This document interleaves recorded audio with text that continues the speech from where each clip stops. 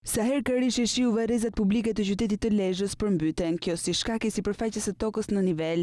Banorët autokton të zonës tregojnë se toka dikur ka qenë e mbjellë me oriz dhe se nuk është e përshtatshme për varreza. Si shkak i prezencës së ujit, familjarët e të ndjerëve ju duhet të përdorin pompa apo kovat për të larguar ujin nga varrezat. Kodrat ma leka i thonë atje, ma jetë mollë ka, në Balxhanit e ma vorë të qytetit atje. Ata qytetarë vinë e bërtasin të shkeret se s'kan ka i qojnë. është të hapë të shterë, lakë kënyna gjithë kjo të hapë borën e të shterë me ko ujtë. Pra, edhe shteti, më pa interesohen gjithë i vend më të mirë. Kjo gjithë mëna mjellë varizore, gronë, misër, lulledillit, janë. Kjo nuk ishe një tokë për të kriju varreze. Për arsye se kjo ka ndodhur gjithmonë, kjo ka qenë një tokë në nivel.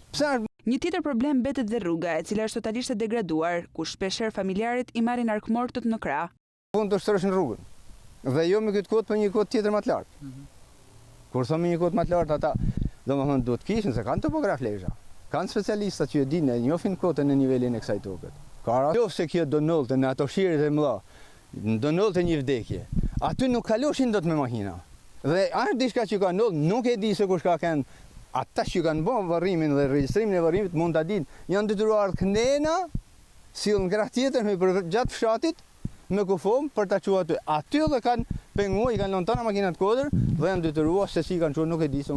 Në këtë situatë shpresa e vetme është që numri i qytetarëve që ndahen nga jeta të jetë sa më i pakët, derisa ky problem të marrë zgjidhje nga autoritetet përkatëse.